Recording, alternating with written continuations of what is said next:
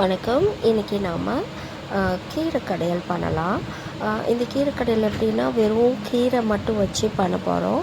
பருப்பு இல்லாத கீரை கடையல். இதுவுமே நல்லா ரொம்ப டேஸ்ட்டாக இருக்கும். அதுக்கு நம்ம என்ன பண்ணோம், ஏதாவது ஒரு கீரை எடுத்துக்கலாம். அரைக்கீரை, சிறுகீரை அந்த மாதிரி எடுத்துகிட்டு அதை நல்லா கழுவி சுத்தப்படுத்திட்டு ஒரு 2-3 தடவை அந்த மண் போகிற அளவுக்கு கழுவி எடுத்து வச்சுக்கோங்க. ஒரு பாத்திரத்தில் தண்ணி விட்டுட்டு கொஞ்சமாக தண்ணி விட்டால் போதும். ஏன்னா நான் இதில் 3/4 கட்டு தான் எடுத்துக்கிட்டேன் 2 பேருன்றதுனால.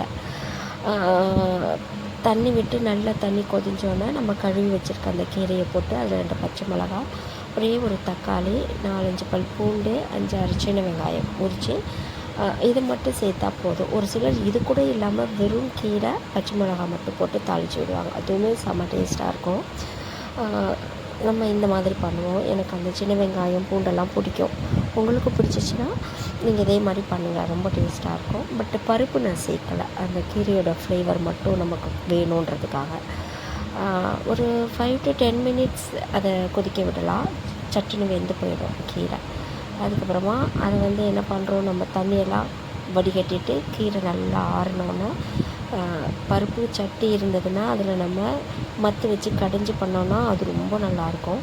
என்கிட்ட அந்த பருப்பு கடையிற சட்டி இல்லை, ஸோ நம்ம மிக்சியில் தான் போட்டாகணும். அதனால் மிக்சியில் போட்டு லைட்டாக தேவையான அளவுக்கு உப்பு போட்டு நம்ம மைய அரைக்க வேண்டாம், ஒன்றும் பாதியமாக அந்த கீரை எப்படி இருக்குமோ அந்த அளவுக்கு அரைச்சி எடுத்துகிட்டு வந்து ஒரு பாத்திரத்தில் போட்டுடலாம்.